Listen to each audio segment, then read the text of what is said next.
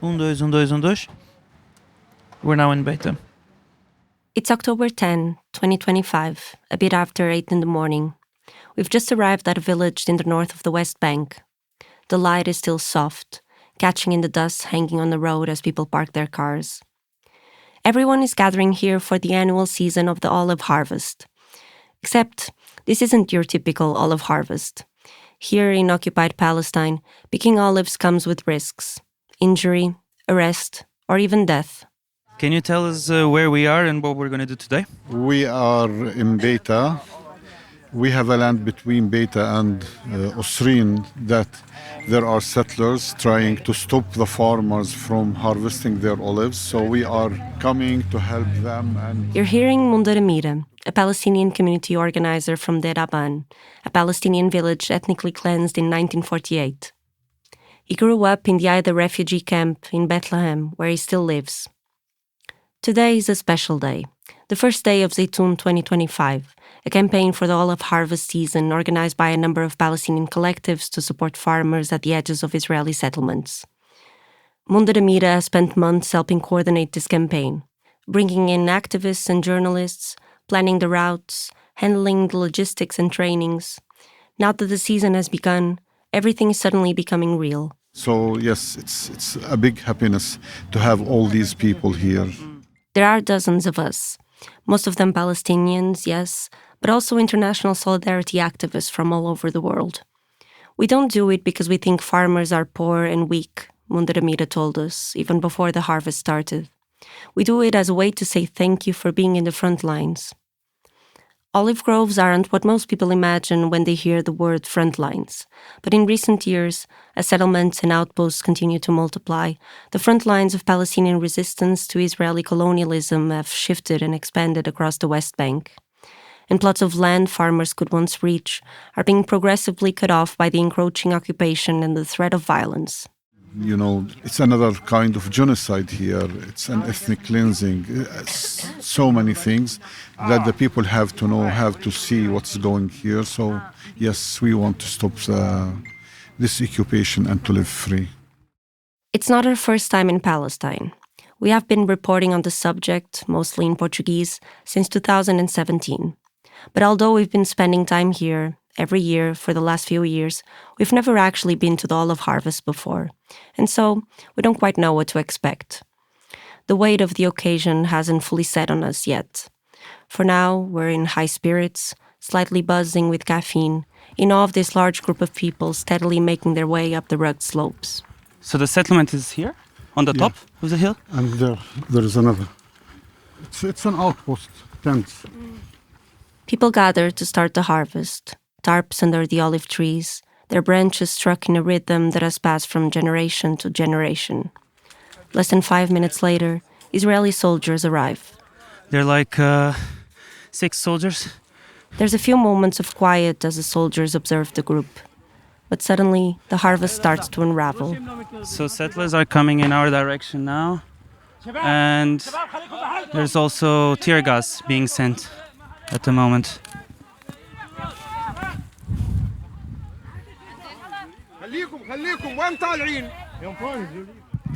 So the settlers are now coming. They're running after another group. So a lot of people moved into their direction to stop them. We run towards our group. There's like 10, 15 settlers at the moment here.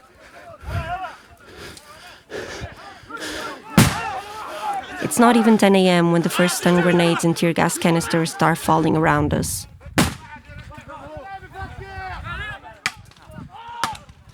Now they're sending rubber bullets at the moment. A journalist was hit. A journalist was hit in the leg.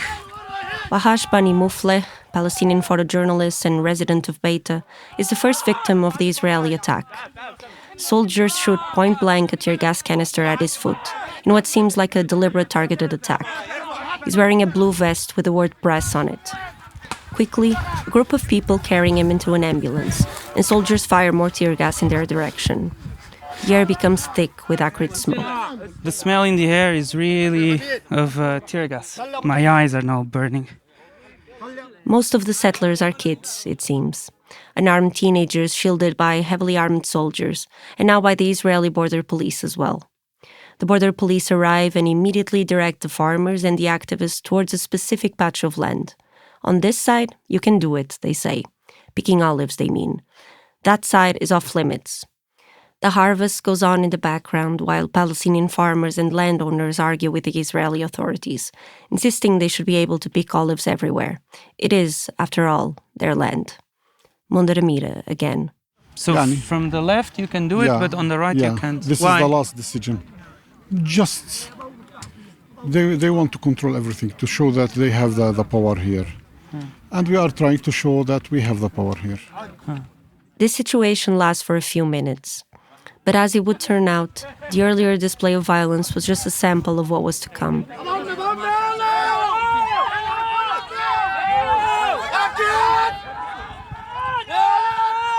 Settlers are now attacking, and I think they are close to the olive trees, so people are running towards them. They're attacking the people now. A group of mass settlers descend from the hill, throwing rocks at a Palestinian family in a nearby slope. Everyone starts running to get there.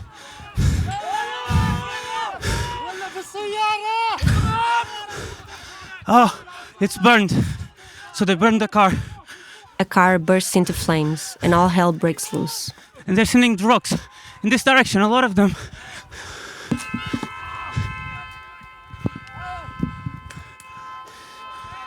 Careful, careful! Dirbalik! Those closest to the car shove handfuls of soil into the flames, hoping to put the fire down. Their efforts are met with a hail of rocks from the settlers and clouds of tear gas from the military. So the soldiers are on that side. They're 20 meters away from us. And they're sending... Fuck! Settlers come from a different direction now. Everyone hurries back to the spot we had just left. Rocks fly all around us, and several people have already been struck. Fuck. The soldiers keep on sending sound bombs into our direction. The soldiers are basically just defending them, really. They're just basically defending them.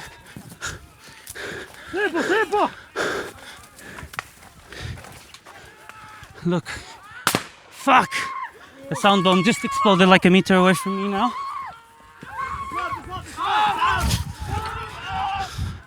I can see settlers everywhere I look at the moment, in all directions on the top of the hills.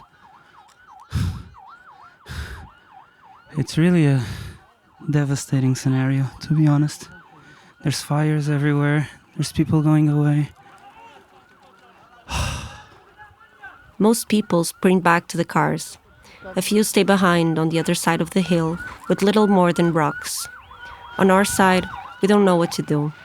Do we keep documenting what we see? Try to interview people? Run? Stay put? In the end, we fall in with the group going back. With tear gas clouds still hanging at a distance, we begin to take stock of what just happened. We wouldn't have the full picture, however, until the following day. At least 10 people were injured, 8 cars burned, including an ambulance. Back at the cars, we join Monderamira again. He's still catching his breath from the escape, but somehow he's laughing anyway. He lays out what we should expect from this year's harvest. A bloody season. It seems from the first day. And time would prove him right. What we saw on that first day in Beta would end up being a sort of microcosm of everything we could expect for the days ahead. Clouds of tear gas, violent settlers, an army seemingly dedicated to protecting them while harassing and attacking both Palestinians and solidarity activists in a land under siege. By the end of the season, in mid-November, there would be more than 160 settler attacks, resulting in more than 150 injured Palestinians, almost 6,000 trees destroyed, countless damaged vehicles, and one martyr, a 13-year-old kid we met during the harvest named Ayssam Jihad Ma'ala. We didn't know his name then, but we would learn it soon enough.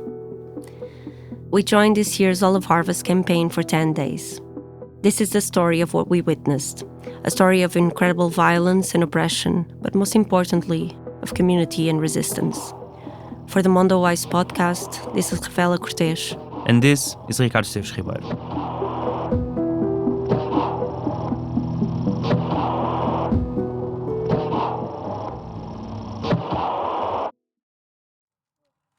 October 11th, a little over 8 in the morning. We're back in Beta. This time, a much smaller group.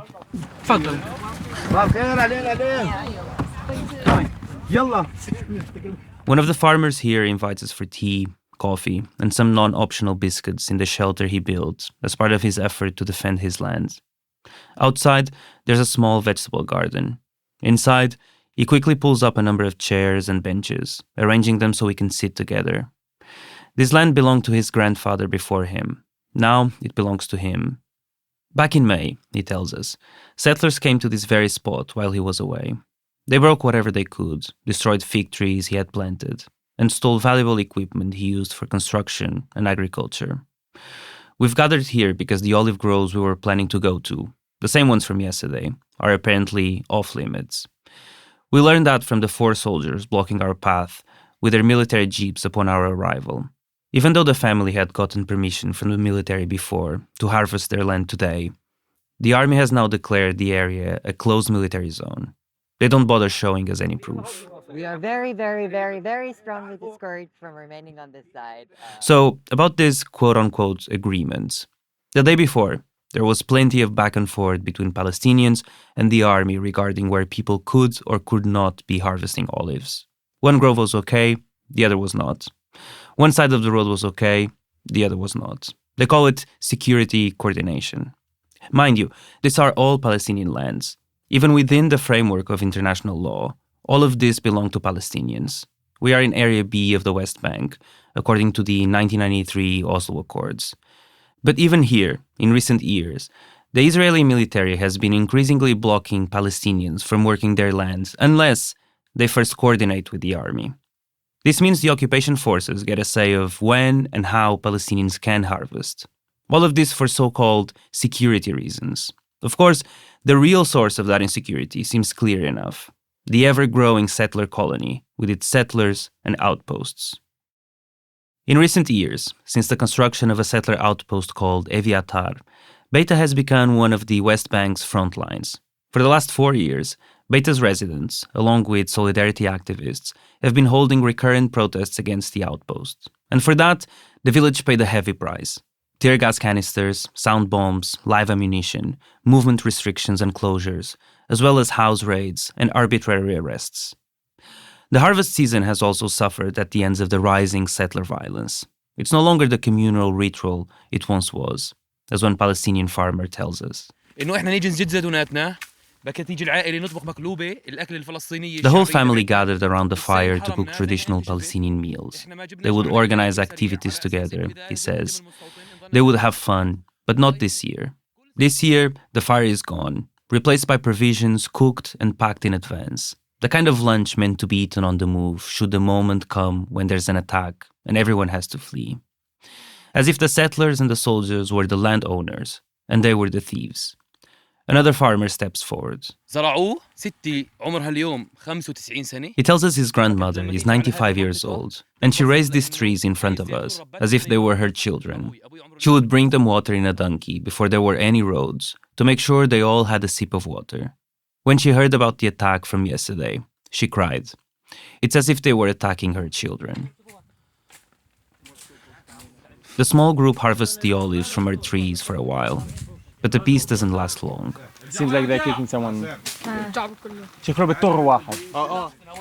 We see a Palestinian farmer going down from the same road we were kicked out of, on the slope in front of us.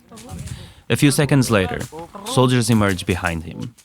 So this person is going back from the harvest, who's picking olives there. Oh, and they're sending now tear gas. They're sending tear gas. A sharp, familiar sting fills our eyes with tears. Everyone starts coughing. Okay, so now they're shooting. They just sent another canister. Sadi, come.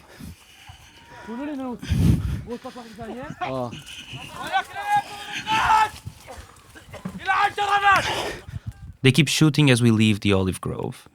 You okay? Tamam? Oh, fuck. Fuck. A man falls down as we retreat, struggling with tear gas. We hear soldiers on the megaphone. What are they saying? You're assaulting the state security. You need to. Fuck.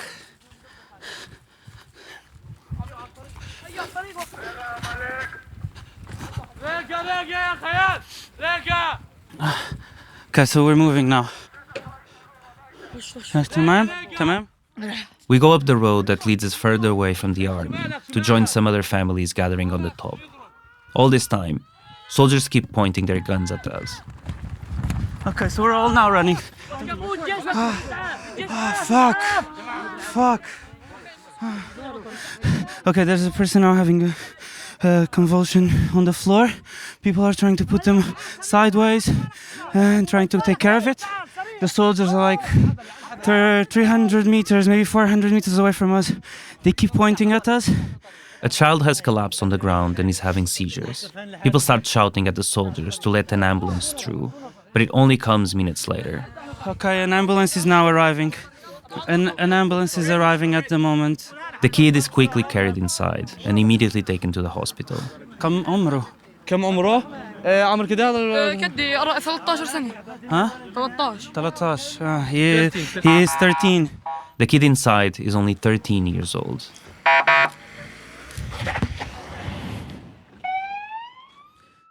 We have a few minutes to gather our bearings. The Palestinians around us don't need a few moments to adjust. This is their reality. And so, as soon as the dust settles, they want to go back and resume the harvest. We're a lot more jittery. There's a drone flying overhead, and soldiers could be back any time now. But the drone, they tell us, is always here. And so, we keep working. In later retellings, we would often call this one of the quiet days. A good day, even. All in all, by the end of the day, the group picked 400 kilos of olives. We had a lovely lunch in the shade. Hummus, mtabal, lentils, flatbread, pickles, olives, za'atar. We got to do some interviews, chat with each other, crack some jokes, have a few coffee breaks to cool down. Of course, this is not how we remember the day now. This comes as a 13-year-old Palestinian boy died yesterday, a month after Israeli forces attacked him. Ayssam Jihad. Because as we would discover exactly 1 month later, Ayssam Jihad Ma'ala, the 13-year-old kid who collapsed in front of us that day, never really recovered. He went into a coma shortly after due to the lack of oxygen in his brain, a consequence of the tear gas, and died on the 11th of November. A 13-year-old boy was martyred because he wanted to go to the olive harvest with his family.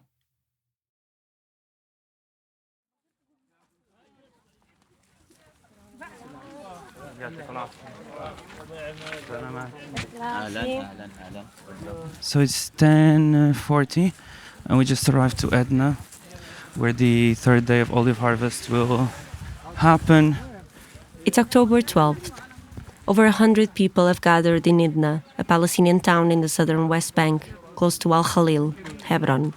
Technically Area A of the West Bank, supposedly under full control of the Palestinian Authority. But it comes as no surprise that we already have unwanted company. And it seems like there's already soldiers and settlers around. They're coming already in our direction. They are 2 armed settlers hiking up the slope, and behind them, soldiers. There's like 1, 2, 3, 4, 5, 6 people who seem like soldiers. 2 settlers coming now. There's a reason why Ricardo says 6 people seem like soldiers and not 6 soldiers. We have heard multiple stories of armed settlers in military uniform, but this is the first time we're a bit unsure of what we're looking at. The first of many. The line is becoming blurrier every year. And it's no accident, as the state arms them, outfits them, and backs them in every way. Over the next few days, we find ourselves asking, soldier or settler, as if we're playing a grim game of spot the difference. Do they wear helmets? Do they have insignias? Are their trousers the right color? But after a while, the exercise starts to feel like a technicality, a semantic issue rather than a practical one.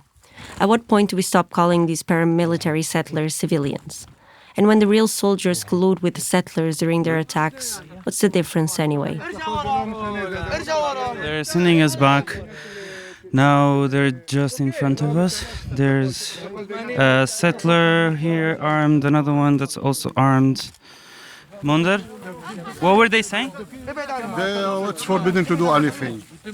More settlers arrive, moving around us in a swarm. They dictate what people can or can't do. They film the volunteers and the journalists, try to steal tarps and phones, and walk around like they own the place. So they're basically like following us everywhere. There's a settler who's armed and has been filming. He's live on some sort of social media. But despite the harassment, despite the orders to leave, people hold their ground. The crowd starts singing popular Palestinian songs. Settlers, out, out, they chant. So another soldier now is coming. Another soldier is coming. They're clearly protecting the settlers. I mean, there's just no other way to put it. They are the ones who say ch ch ch, and they say bara bara, which means out, out. Like they were doing the sounds that people say to animals.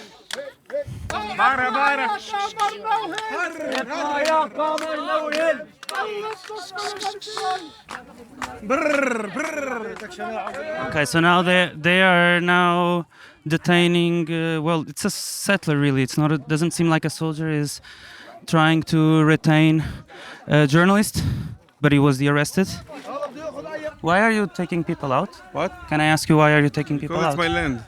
This land. What is this land? This is dangerous area. Ah, okay. So you people can't be in your land. Is this? I don't understand. I don't understand his language. This is your land? Eventually, the 13 soldiers and settlers push us all the way back to the town square where the day began. Some 100 and something, maybe 200 Palestinians and solidarity activists refuse to go any further. They sit in wide plastic chairs, passing around coffee, cucumbers, and fruit. 3 Palestinian kids, entirely unconcerned by the soldiers and settlers right behind them, giggle and strike poses for the camera. Today, we picked almost no olives at all.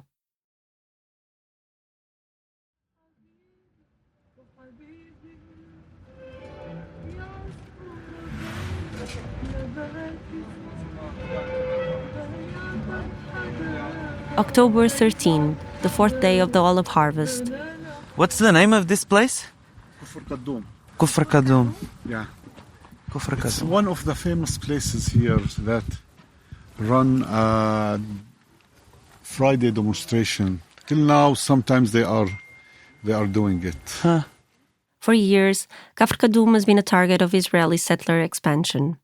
Munder Amida says it's famous because its residents have held weekly protests for more than a decade, resisting the expropriation of hundreds of hectares of their land. The crowd is even bigger today. A fleet of buses and cars has brought hundreds of people all the way from Ramallah and other parts of Palestine.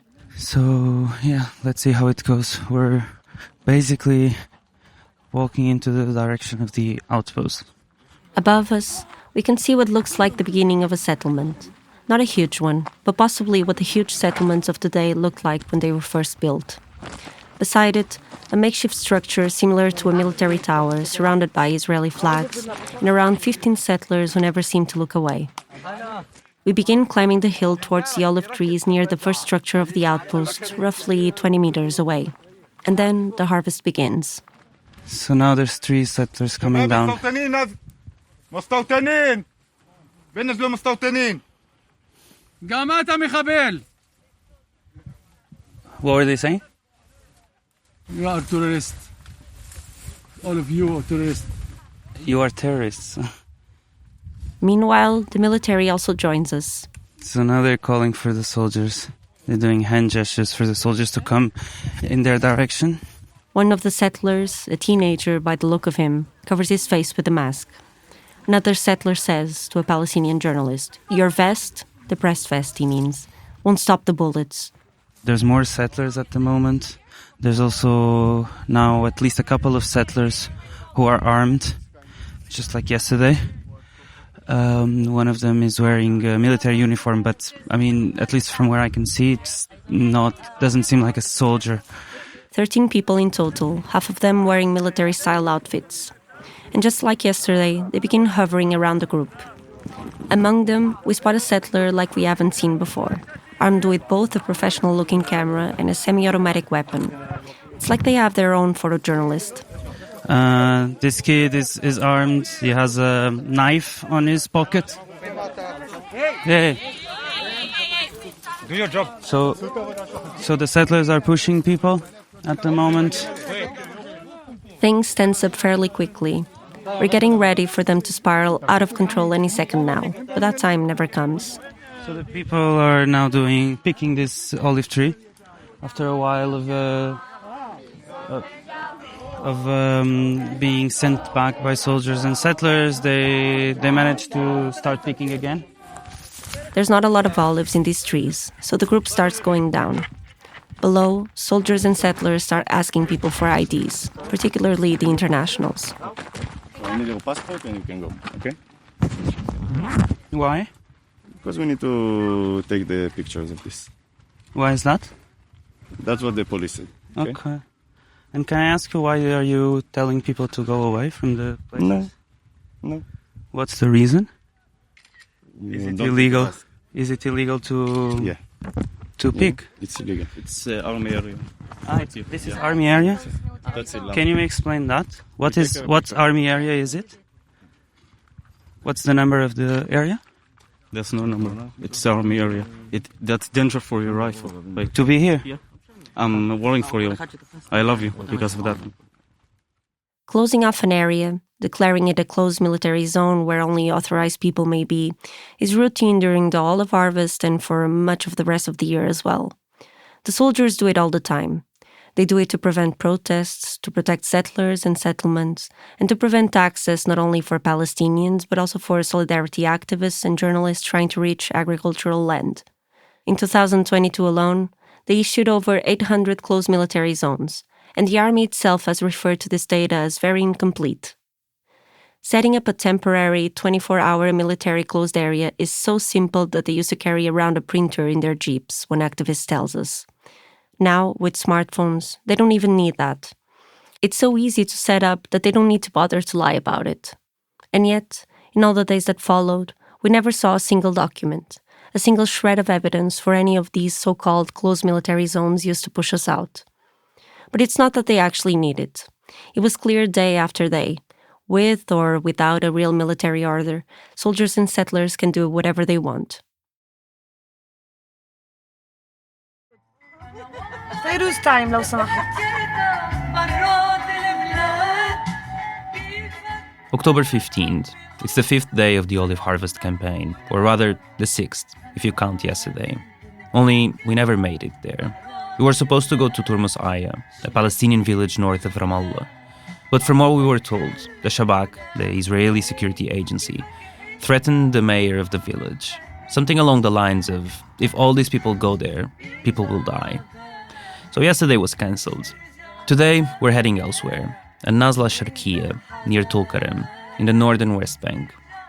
The day starts like many others, listening to Fayrouz, grabbing coffee, catching a ride with Monda Amira. Only this time, we're also joined by Abir al-Khatib. That's her, singing along with Fayrouz on the radio. Abir is no stranger of any of this.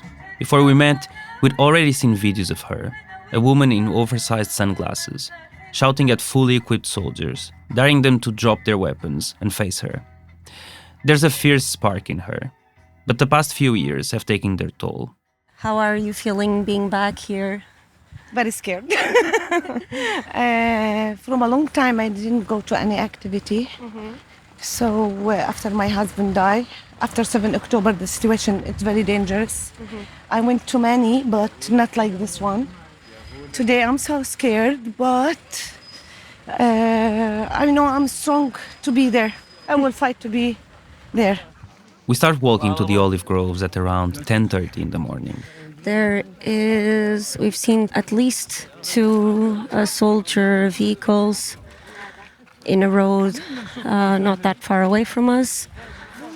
We don't actually know if we'll be able to do the olive harvest today. There's a drone flying above us.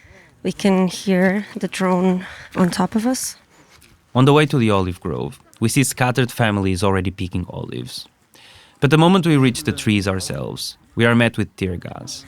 The soldiers have just started sending tear gas in our direction.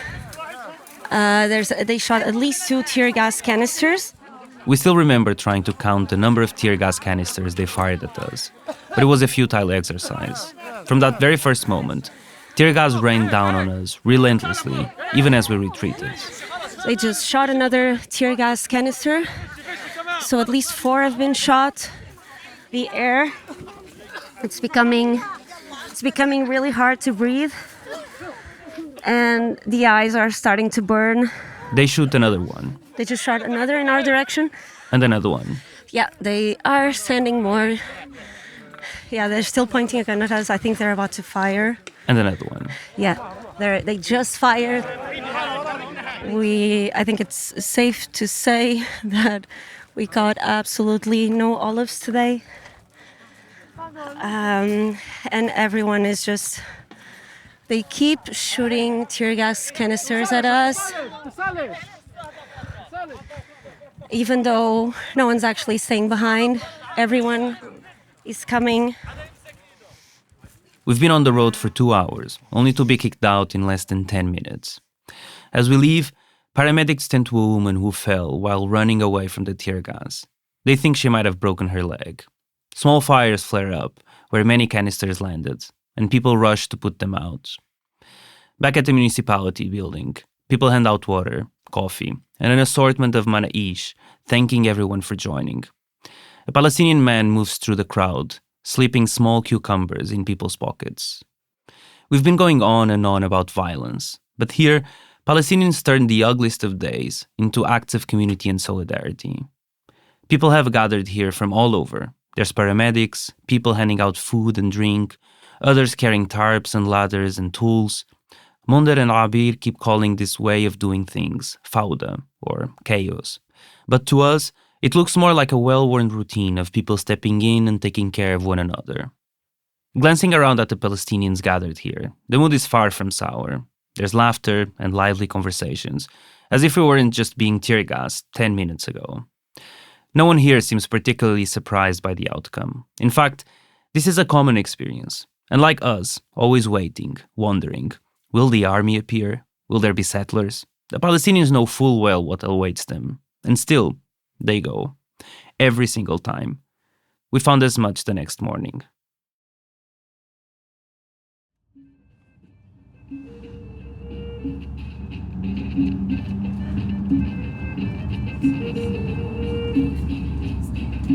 Can you tell me your name? My name is Yasser. And you work in the Baladiya? I work here. I'm an engineer. Yasser is an engineer in the municipality of Kofaraye, a village in the Jenin area. It's October 16, and we're waiting, coffee in hand, for the rest of the group to join. And what do you think is going to happen? They will hit us. Yeah. They will be waiting for us? Yeah. Yeah? Yes. And we'll get there, they will be waiting, they will send gas? Yeah. Everything. You know that. Yeah, it's been like that the last few days. Yes. Okay. People begin arriving, and soon we're ready to move. Along with a few Palestinians, we climb into the trailer of an old tractor owned by one of the farmers. We start winding up a dirt road, dozens of cars in a huge caravan behind us, slowly moving through huge patches of olive groves on either side. Palestinians riding with us point to the hilltops, naming all the settlements and outposts in the area. A few minutes later, we arrive. Okay, so we're just seeing the army now. Yasser did say the army would be waiting for us. People are just continuing up the road, but the army has kind of just settled here. People are just walking, not minding the army. Okay, so at least there's 3. 4. One of them fully covered with a black mask. It doesn't take long to realize he's a sniper. At one point, as we filmed him, he even offered us a casual little wave. 3 minutes later, Okay, so it's 10:28, and they just sent a tear gas canister. We just barely got here. No one has picked any olives yet. So they just shot another one. They're clearly telling people to scatter, just to leave. I believe they will keep sending them unless everyone leaves. Caralho! Okay, they're kind of shooting like to us. Like they're not shooting up in the air. They're actually shooting to the floor in our direction.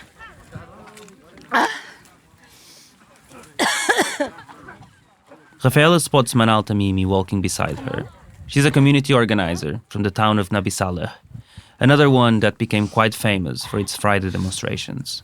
Do you usually come to the olive harvest? All the time, yeah. It's part of my work organizing for the campaign. Okay. And is it always like this? Yeah. Yeah, normally, yeah, but this year, no. It's the first time after October 7 that we reach this far locations. Oh, really? Yeah, so I think that's why they are so intense, and also settlers, they became more violent.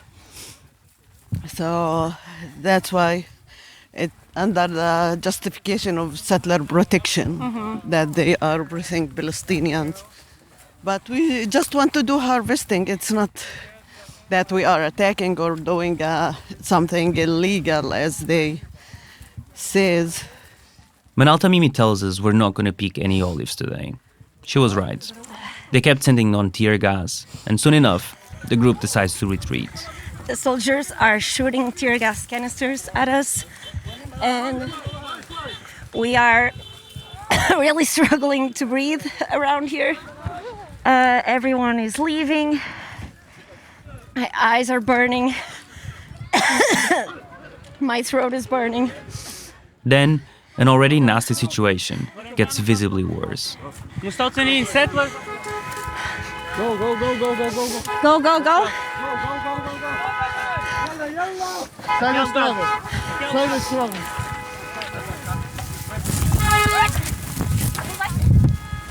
Settlers are coming, and they're hurling rocks as they spring forward. People start panicking. All around us, rocks are flying, people are shouting, and every driver is leaning on the horn. There's 6, 7, 8 people trying to squeeze in cars built for 5. Everyone scrambles to get away, but the dirt road is narrow, and the line of cars and buses struggles to move. It's absolute chaos. Some people throw rocks back to slow the settlers' advance. Further up the road, we finally get into a buzz. The settlers broke the rear windows. There's glass, yeah. There's glass in the seats, yeah. The experience leaves a bitter aftertaste. The next morning, that's what we find ourselves watching for. The exit strategy. We wouldn't find much relief. So it's 8:43, 17th of October. It's our 7th day of olive harvest. We're in Silwad, a village just outside of Ramallah. We're told there's a 3-kilometer walk through the hills that separates us from the olive groves. We've been warned it might be a tricky day. I believe the exact words were, they're raiding as fuck in the area. We start going down the road, down the steep hills, and up again. One of the activists tells us the exit plan is to come back the way we came. We don't particularly like the sound of it, but what's the alternative? Scrambling down the ravine until we hit the highway? Along the road, dozens and dozens of burned olive trees.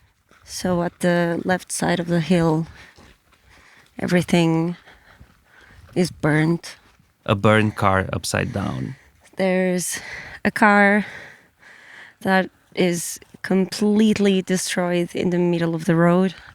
And 3 others up the road, next to some unfinished buildings. I don't know for how long they've been here like this. Everything feels very ominous. We get a bad feeling about it. Later, Monder explains that the construction was stopped after 7th of October. It became dangerous to even come here, especially after the settlers built the outpost. Not long after the group starts picking olives, we see goats approaching. The goats have been stolen from the Palestinian farmers, a Palestinian tells us. Behind them, a lone settler, possibly the goat thief. He moves with the ease and confidence of a landowner, except this isn't his land. He comes and goes, talking on his phone, and the harvest continues. Branches lie shattered everywhere. In some, only the trunk is left. One of the farmers stares in heartbreak at the devastation.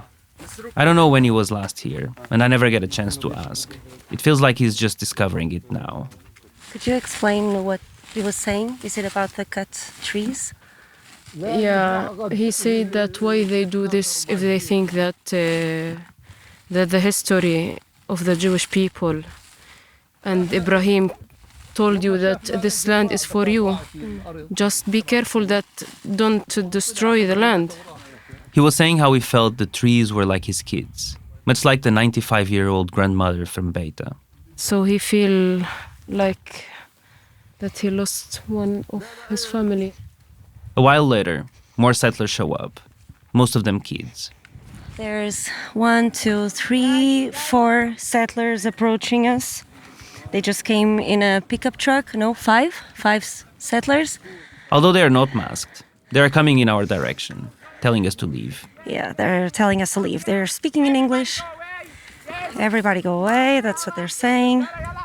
This goes on for a few minutes. The group eventually decides it's not worth the trouble and starts leaving.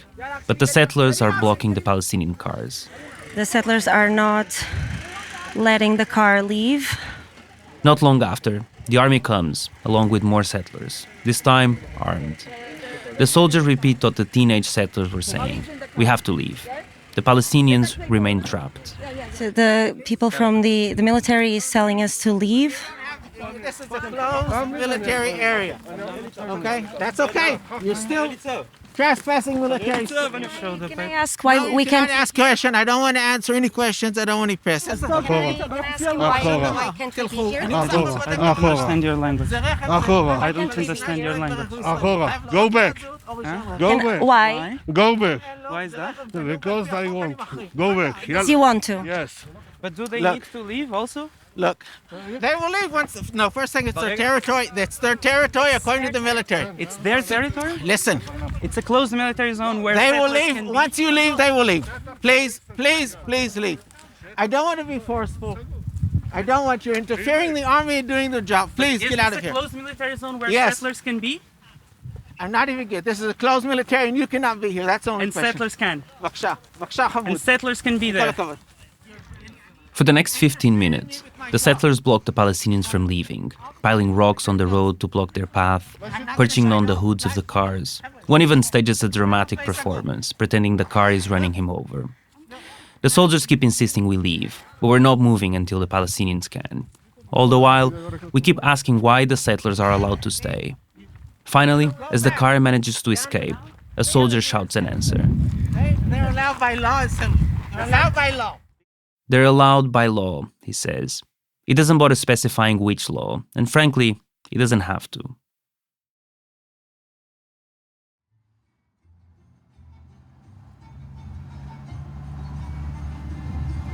October 18. We were supposed to return to Beta today, but as we soon find out, that's not going to happen. The village is completely closed off. No one in, no one out. So when we finally set out, we head to Madama instead, a village close to Burin in the north of the West Bank.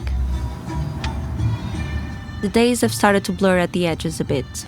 Early mornings, late nights, long drives, the constant threat of violence. We're all pretty tired, and Mondaramira is no exception. You need to take a day off, huh? I want to pick olives. This is what I want to do, he replies. Funnily enough, on the 8th day of the olive harvest, that's exactly what the group did. Finally, dozens of people managed to pick olives from the morning until mid-afternoon, with 2 different families at that. We had a big meal for lunch, rice with chicken, salad, labneh, and some pickled chilies. Almost like the good old days. Like doing the tea on the fire, having our meal, even here doing, we call it kalait bandora, tomatoes on the fire, even having dukka zayt, You know, I think even these small things we lost because any moment they will be attacked by the settlers, so they are not doing this. Like the farmers in Beita were telling us. It's not just picking olives. It is being together, singing together, cooking together, eating together. It's the season of happiness. This is the happiness, to be together. As a refugee, Munir Amira doesn't have any olive groves of his own. That was his dream, to harvest olives with his family. But they can't. Their land was stolen in 1948.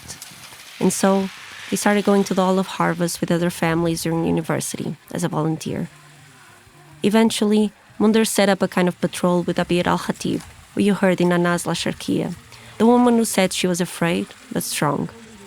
We could almost call it the beginning of what would later become the Zaytoun 2025 campaign. Only back then, there was no program at all, just fawda, chaos. If you need any help, just call us, they would say. And that was it. They would drive around to the most dangerous areas, telling people to call if they had any trouble. Munir, Abir, and maybe 10 others moving across the West Bank. We are trying our best to be back for this, to be happy and to let the people happy as much as we can, like today. You can see the eyes of the children here, that they have people here helping them, being with them. So this is, I like it very much. The mood today is definitely different from last days. And it's not because Madama is somehow easier. Not only are we in Area C, but we're apparently in a closed military zone. The army even stopped the car of one of the activists earlier this morning at a checkpoint at the entrance of the village. But somehow, we slipped in. And here we are, picking olives, sitting together for lunch, having multiple rounds of coffee and juice and cake. There's even music. Yes, today was a good day. The kind that feels like it has the power to tilt the balance of the game. But days in occupied Palestine don't line up like that, neatly, one after the other. There is no promise of continuity, no continuous trajectory from good to better. A good day isn't necessarily followed by another. And the next morning proved it. It was not a good day at all.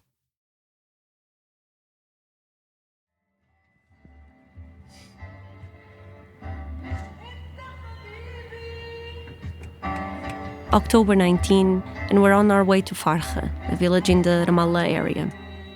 We had barely gotten to the city square when the first scraps of news began to filter through. In Turmusaya, Afaf Abu Alia, a 52-year-old woman struck in the head by a mass settler, was rushed to the intensive care unit with internal bleeding. Of course, we didn't know this yet. In Farha, the day unfolds much like most. Dozens of people join, the harvest starts, and we're immediately met by a group of soldiers and settlers, most of them in military uniforms. So there's this guy, I'm really unsure if he's a soldier. It doesn't look like a soldier, to be honest. He has no insignias, but he's like dressed like one. We keep asking why people need to leave this place. Nobody cares to answer. At one point, the soldier/settler took the car keys from a Palestinian, and we were there for a while. Them telling us to leave, the group not leaving without the car keys. This is Abdallah Abu Rahma, one of the organizers of the Zaytoun 2025 campaign. We are planted these trees. This is our land. This is what making a problem. The settlers making, and he want to take the keys to make a problem. Only he want to make a problem. He took the keys of the keys of the car. Yeah, and we ask him to give us the keys. We will leave. But he don't want to give it. He making a problem for us. But who is he? Is he a soldier? He's wearing the dresses of soldiers, but I think he's a settler. Because this guy, he asked him to come to do what's the order is not from the commander, the order from this child. This child, the order for this people. It's the same group. This is the same group. Why don't you give him the keys of the car? Are you a soldier? Are you a soldier? Are you a soldier? Or a settler? Are you in service? Are you a soldier? Are you a soldier? Or a settler? Eventually, he gave back the keys and everyone came back up the hill we had come from. Abdallah Abu Rahma again. This is the occupation. They don't need to see any Palestinian here. What he says, this is Israeli area. You hear me, I answer him about this olive. My grandfather, they planted it before the state of Israel be here. What do you mean is, for us, the people here working and waiting for the harvest all of the year to be. It's a big festival for Palestinians to be in the harvest. They don't like to see, you see, are from all of the world coming to be with us in this festival and this harvest. They don't want to see us happy. October 20.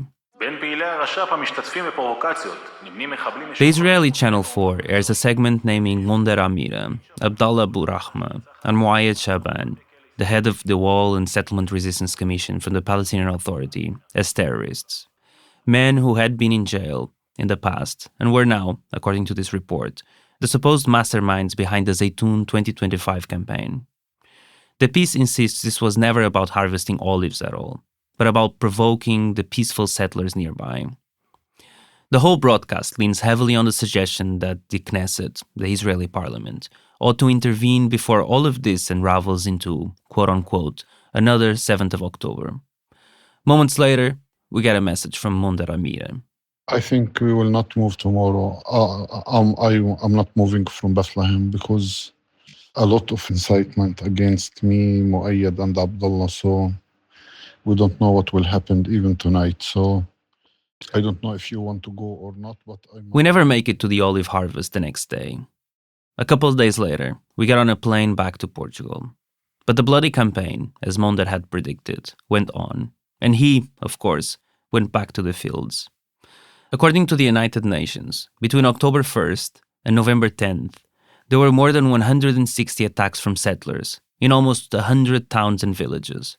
More than 150 Palestinians were injured.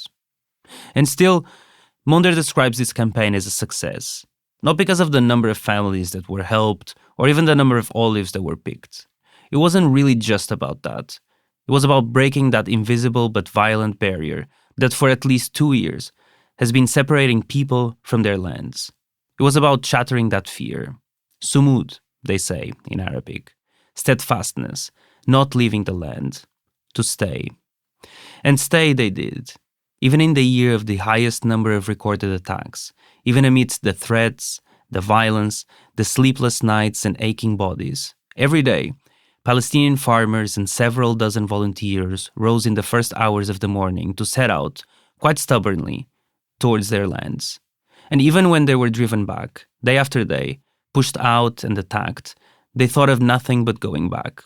When we asked people why they keep going, they told us simply, it's our land. Back in An-Nazla Sharqiya, a farmer caught up with us after escaping dozens of tear gas grenades, kicked out of his own land. And while still breathing heavily, one eye on the drone above, he summed it all up. We are tired from this life. We are tired. We cannot reach to our land. And are you going to try again soon, or? I will try all the time. All the time I will try to reach to my land. I still here. I still here. I do not leave my land. I do not leave. This is my land. This story was reported, written, and edited by me, Rafaela Cortes, and Ricardo Esteves Ribeiro. Additional editing by Yumna Patel. Sound design, mixing, and mastering by Bernardo Afonso. The music you heard during the episode is his original score, composed for the Portuguese investigative journalism podcast Fumaça, whose studio we used to record this. Throughout the episode, you also heard music by Fairuz, a soundtrack to our long early morning drives. We also want to thank Carolina Amado and Fred Carreiro, who joined us in the field, Merleanne Jadjanize for translating, and Eran Maoz for all his help during and after the reporting. For more reporting on Palestine and more, visit mondowise.net. Mondowise is a non-profit publication without paywalls. If you want to support more of this kind of reporting, consider supporting the newsroom at mondowise.net/donate.